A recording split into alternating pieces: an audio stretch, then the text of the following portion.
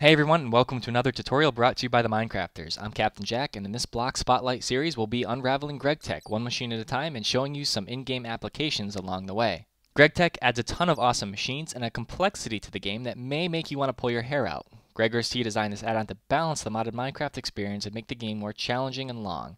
Once added into your game, GregTech's configuration files will override many of Industrial Craft 2's current recipes, as well as recipes from other mods, making some previously easy-to-craft machines much more difficult to make. If you love the additions GregTech brings to the table but don't like the recipe changes, feel free to change your own configuration files as you see fit to adjust your personal gameplay difficulty or take GregTech out entirely.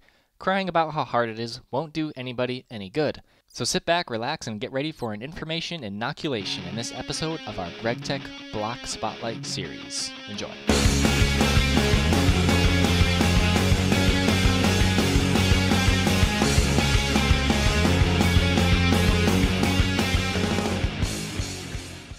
Alright, this is episode 1 of our GregTech Block Spotlight series. In the first episode, we're going to go over the thermal generator. Now, keep in mind, if you're watching this from the beginning or if you're joining late, that I'm going to try to go over all the GregTech machines in a linear progression style, meaning that I will show you all the machines needed to make the next machine in the series. So I'm never going to show you a machine that you couldn't or that you didn't already know how to make. And I hope that makes sense. Now, the only exception to that rule, of course, is the first video, because I wanted to show how to make power if you didn't already know, and how to make it effectively before we started powering the rest of our machines. So this recipe is actually going to require the plate bending machine, which is number 2 in our series.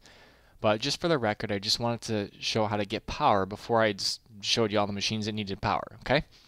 So let's go over this block. We're going to go over it from input outputs, from how to remove it, to what to do with this machine and how to make a really awesome power core out of it, okay? So to make this machine, you're going to need ferrous ore, and it looks like this. And the recipe is as follows. You're going to need Invar plate, hardened or reinforced glass, a geothermal generator, and 2 electronic circuits. Now you can also use aluminum plate, but that is going to require an industrial blast furnace, which you won't have at this point. So Invar plate is really the way to go. Now if you're not sure what Invar is or how to get it, it's fairly easily obtained by putting 2 iron and 1 ferrous or nickel inside a shapeless crafting grid, and you get Invar dust. Run that through a furnace and then through a plate bending machine, and you'll have the resources needed to make this lovely little machine. Okay, so this is a recipe I would recommend start out with. And hardened glass is a lot easier than reinforced glass. I would also recommend that. This is a tier 3 machine, meaning that basically it's the 3rd tier in its line. So to make a thermal generator, which outputs 24 EU per tick, you need a geothermal generator, which only outputs 20 EU per tick. And then to make a geothermal generator, you're going to need a regular generator, which outputs far less EU per tick and doesn't even use lava. Okay? Alright, in this machine, you're going to get 30,000 EU per lava cell, lava bucket, or heating cell, as opposed to 20,000 EU from a geothermal generator. So this is going to make more power than its predecessors. Let's take a look at what's inside of this machine. On the far left, we have the liquid amount, which is telling us how much liquid is remaining inside the machine. If you're loading it with lava cells, buckets, or heating cells, it's only going to dump 1,000 millibuckets inside the machine at a time. Once it reaches 0, it's going to input another cell. It's going to move the empty cell down to the bottom slot here, and it's going to start back at 1,000 and tick down as long as it's demanding energy. One of the great things about these machines is that they don't output energy unless there is a demand for it, so you're not going to waste lava. One of the other great things about the thermal generator is that you will save the empty cells once they go in here. If you put a lava cell inside a geothermal generator, it's going to consume the tin that it was required to make the cell in the lava. So this is, you get a big bang for your bucket, so to speak, by using this machine here. So the inside is really simple to use. And once this reaches 0, it's going to put a new cell in and move the old one down.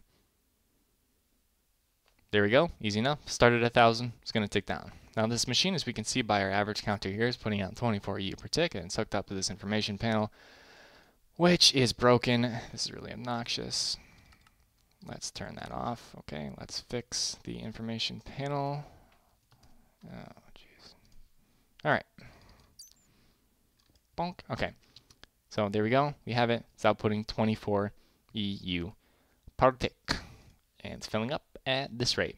Not too bad. Kind of slow, but enough for some machines. Now, picking up this machine could be a difficult task because a number of things could go wrong. You're going to want to use an electric wrench, a regular IC2 wrench, or a prototype Omni wrench. Now, in all situations, I will recommend the prototype Omni wrench because it has no durability, it doesn't need to be recharged, and it's like permanent lossless mode, okay? So it's a really great tool. Now, if I put a bunch of these down, first of all, you're going to see that there's a bug. And you see how that changed really quick? It's because I placed too many machines at once. And this bug can happen when you load into a chunk fairly quickly. This happens with all GregTech machines, and I'm probably going to say this in every tutorial. If you click those machines too quickly or before the graphic is loaded, your game is going to crash, so don't do it. I do it 5 times a day. Okay? To pick up these machines, you can use a wrench. And the downside of a wrench is that there is a possibility to get machine parts. And nobody in their right mind wants machine parts. You want the machine that you put down, okay? So that's one downside of using the wrench. Now, that also happens with the electric wrench unless it's on lossless mode. So this is not on lossless mode. I'm going to get machine parts. Don't want to do that, okay? One other thing to keep in mind is that if you click the sides of these things with a regular wrench or an electric wrench, it's gonna take the machine down. But you're going to have to take my word for it that when you use the prototype Omni wrench, if you click the sides, nothing happens, okay? If you shift click the sides, nothing happens. If you're using a prototype Omni wrench, you're going to want to shift click the top or bottom facing, and that's going to remove the machine safely for you every single time, okay? All right, so inputting lava and outputting energy. The input sides are any of the sides, which is awesome, and the output sides for energy are also any of the sides.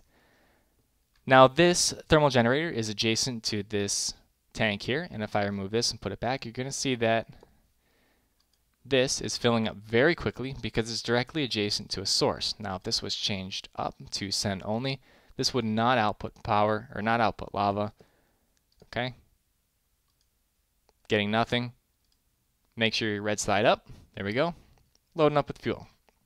Now I've hooked it up with some more liquid ducts up here, which is definitely the preferred method of transporting liquids in any situation. And it's attached to the top, the side, the back. You can attach it to any side. This thing will take fluids from any side, which is really great. You can also use Buildcraft waterproof pipes, and this is just Buildcraft pipe attached to an inner chest, pumping it to here. You can use tanks, portable tanks, iron tanks, railcraft tanks, sidecraft tanks, all the tanks. But that's one way to put it in there. Wouldn't recommend Buildcraft in any situation. You can also use cells. Now we've already discussed that the input for cells is up here. It says in, very convenient, and out, very convenient, okay? The input side is going to be on the top of the thermal generator. You can throw cells in here, just like that. It's going to take in cells. You see the machine turned on, and it's going to dump them in here. If you put cells in the bottom, that's a big no-no, but luckily I have them being pumped out, because any of the sides are the output sides. I could attach this to the bottom, to the other side, to the front, doesn't matter. The only input and output sides are the top and bottom, okay? So if you're going to hook this up or automate it, you want to pump in cells in the top and take out empty cells through the bottom. And that's the case with most GregTech machines. Now, if you want to further automate this machine with a lot more high-powered automation, you can use the ME network from Applied Energistics, and I would definitely recommend this. Best thing that ever happened to Minecraft. Well, that's debatable, I guess. But it is an awesome mod, and I love it and use it to death. So we have an export bus here, an ME export bus. That would be set to eject empty cells if I was actually connected to a network. And the import bus would automatically take, and the import bus could be connected to any side, the import bus would automatically take out the empty cells and put them back into your network. You can also use pneumatic Red Power 2 tubes. You could use Buildcraft pipes again. You'll just need a wooden one with some kind of engine to pull out of or some kind of power source to pull out of. And then you can input cells with this pipe here. And that golden cell will need, or golden pipe will just need to be connected to another network. Okay, so there we go. We put in some cells. It's dumped out an empty one because it's emptied the fluid inside here and given me an empty cell. Okay, so automating this machine is fairly simple. Honestly, I would just use the liquid ducts. You don't need to bother with any of this automation at all because energy can be very valuable as these use up one Applied Energistics energy thingy per import and export bus. Okay. All right. Now getting lava. First of all, you'll need lava to start these machines. So if you don't already know how to If you don't know how to get lava, I am going to show you very quickly. Alright, so here we are, we're in the nether, and I have a pump set up with 4 redstone engines powered by redstone signals with levers on either side. I also have a chunk loader here. Now this pump is very easy item to make. All it requires is a mining well and a tank, and the mining well is fairly simple. So getting one of these early on is not really that difficult. You just need a little bit of iron. The redstone engines are also very easy to make. Some wood, a piece of redstone, some wood gears, not too bad. And you could put a ender tank, which as long as you have some blaze is not really that hard to make either. The ender pearl might be the most difficult thing, but with minium stones that's not really that hard. Okay, so you're going to want to set up your pump. You can throw your receiving liquid chest directly on top. There's no need for all sorts of fancy piping. Just drop the ender tank right on top. It works fine. This I have the frequency locked, and that was by right-clicking the dial with a diamond, and you can check out that in another tutorial that we have out there about tesseracts, ender tanks, you name it. Okay, that's just to make sure that nobody steals your lava. Now you're going to want to coat this to your personal frequency, and I'm going to coat this to red, red, red, and it's going to send lava back up to our system up there so we can gather it.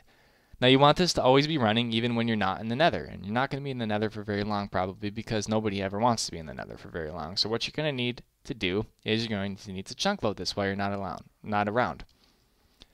What a chunk loader does is it just keeps the chunks around here loaded, and you can kind of see actually that just happened, which is pretty cool. The pump here is already starting its devastation on the environment, okay? It's gonna just destroy this whole pit with tons of flow blocks, all kinds of stuff, and you'll eventually have to move the pump, okay? But while you're not here, you're gonna want to chunk load this, and if you don't chunk load a very large area, it's only gonna suck the lava out of an extremely small area, and you're gonna get a very limited amount. So if you're playing on a server, just make sure these things are legal to use so that you don't crash the server with all the chunks being loaded. And the more you can load, the better. Single player, just load them all. There's no reason not to. It'll suck this whole area dry of lava, and then you'll move your pump to the next area. The nether is virtually infinite, or there's so much lava. It's going to be really hard to run out. And if you run out of lava before you get a more decent source of power generation, then you're doing something wrong. Okay, so this is just a simple way to get lava, pump it out of the nether, and into the overworld. All right, so here we go. Here's some basic setups of the thermal generators, and you see that I loaded in fairly quickly, so the graphics took a second to load. What I have here is I have glass fiber cable, and you can actually use a much lower voltage of cable. Just that insulated regular copper wire should be fine because these only output 24 EU per tick, which is low voltage packets. I have liquiducts here hooked up to my red, red, red ender tank, and this is outputting lava to all of my machines. I have one liquiduct row back here, one back here. Okay. And I can take a couple more thermal generators, plop them on here, make sure they're loaded. It's going to bring in a bunch of liquid, and it's going to start producing energy and putting in this MFSU, which is undoubtedly full. So let me check the MFSU. There we go. It's loading up at a decent pace. So the more of these you have, obviously, the more energy you're going to get, and they really don't use lava that much. There we go. We have 192 EU per tick out of 8 thermal generators. Not bad, and they're not that hard to make, so that's pretty cool. Right here I have a slightly different setup where I have the liquiducts running through the center as opposed to the glass fiber cable, and I just have the glass fiber cable which is dragging the power out of these machines and into the MFSU on the outsides, and you only need to put them on 2 of the facings with this compact little design. This is also bringing out 192 EU per tick, putting it in the MFSU. Okay, and I have my ender chest here set to output lava through there. Here's a slightly larger core, basically the same setup. I chose to use a liquiduct in the center and the glass fiber cable on the outsides, as you can see here. If I slap more thermal generators, just like this, they're going to automatically connect. They're going to load up with lava, and they're going to start producing a fairly decent amount of EU. Okay, let's check that out here real quick. There we go, 576 EU per tick. It's using lava at an absolutely negligible pace. So this is a very, very, very good way to power anything that you need. I actually ran off lava, and one of the other guys in my server known for, or not my server, Fish's server, known for is lava stashing. Has a huge core. And he makes a lot of EUs, all the EUs. Anyways, let's move on. Let's use the GregTech sensor kit. And if you right click with the GregTech sensor kit on a thermal generator, you're going to get a GregTech sensor card. And if you put that GregTech sensor card into one of these lovely industrial information panels up here, you can select the different things that you can see on here, which is basically only one. And this is going to tell you how much lava is inside that particular machine, which is not really that useful, but you can do it. This is the Minecrafters tutorial, and we cover it all. Or we try to anyway. The very last thing we're going to go over is the portable scanner, and you can make a portable scanner by combining an crop analyzer and a lithium battery inside an assembling machine. And the assembling machine is probably going to be part 3 of this tutorial series. Once you have the portable scanner, you're going to throw it in an MFSU or an MFE or a bat box to charge it up. This is going to be useful on all GregTech machines because it's going to show you tons of information about the block. It's going to tell you its hardness, its blast resistance. In most cases, it's going to show you the facings. It tells you that you can remove it with a wrench. Let me move that so it's clear. Adds to your ENet if you want to use a GregTech computer. Demanded energy, don't mind that. It has no input because it only outputs. It tells you how much it outputs. It tells you that there's a little bit of energy contained in it. There we go. And that'll change depending on if it's hooked up to something. It'll say that the machine is active and it's not teleporter compatible. Now this portable scanner is not really useful that much for this machine, but it's definitely going to come in useful when we get to other machines and we get to all kinds of goodies and upgrades. Alright, I think that's it. I think I went over everything about the thermal generator. This is a really great source of power generation early on. It's a really simple source. You can use lava from the overworld. You can pump it in from even long distances away with a huge pipe network. You can do whatever you want to do. But this should jumpstart you and launch you into the next phase of GregTech. And tutorial number 2 is going to be the plate bending machine. And I hope you enjoyed part 1. Make sure to follow us on our blog. It's at minecrafters.com. Check us out on Facebook. We're the minecrafters.com on Facebook. We live stream or try to live stream every Thursday at 7 p.m. on Twitch TV, and we're the Minecrafters there. And as always, guys, thank you for watching and stay poised.